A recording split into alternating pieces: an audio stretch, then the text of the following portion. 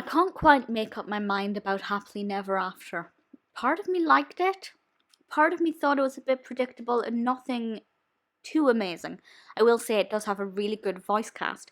The quality of the animation is good. And it's not 100% predictable, at least I'd say the first half of it.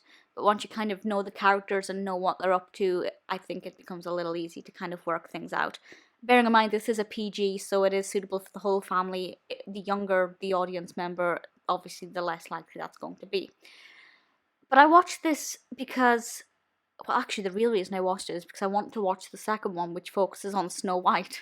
I think one of the main reasons why I haven't quite made up my mind about this one is because I'm fed up of Cinderella interpretations and adaptations, and this does focus on Cinderella to some degree.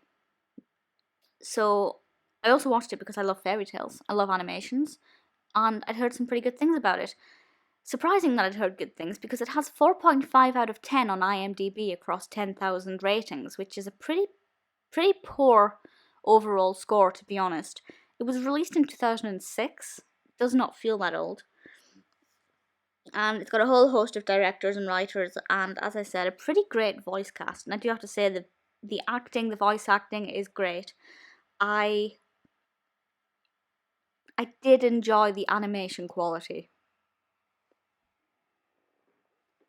It's not my favourite animation style, but it was pleasing, very colourful, and it was good. It was good fun to watch. It was mainly just the development of the narrative that I wasn't too bothered about.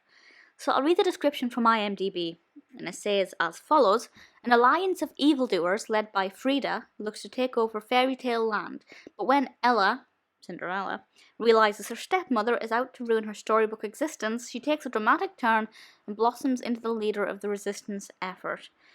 So there's this challenge to turn it into happily never after. So they're trying, the evil characters are trying to flip it so that the princesses, etc., don't get their happily ever afters. And as a fan of fairy tale villains, I thought that was really exciting, and I was really looking forward to seeing how they did that and how strong the villains were. It's fine. For me, there were not enough recognizable villains in this. The problem with this I have is that I'm expecting to see Disney villains, because when I see an animated fairy tale, usually I would expect some kind of Disney hybrid. But it certainly doesn't feel like a Disney film. The animation quality is nowhere near the same. But the quality wasn't bad. I lost interest in the narrative about halfway, because I found that it was getting predictable. And I don't mean the ending was becoming predictable, but just everything seemed quite predictable. I wasn't really caring for the characters. I didn't really like the villains. I never liked Cinderella or Ella, but I wasn't really enthralled by the villains or their behavior or their appearance. I just didn't find anything about this that was particularly magical.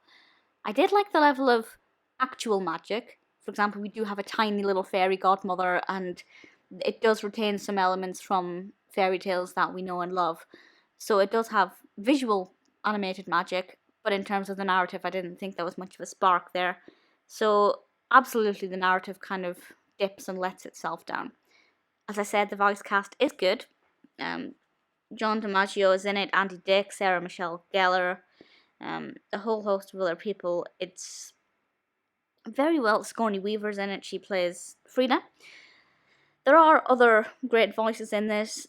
A nice mix of characters, just not enough that I would have liked to have recognised. It also, well, it just has some very odd characters in it that I didn't necessarily take to. There were a couple that I thought were very much like Timon and Pumbaa.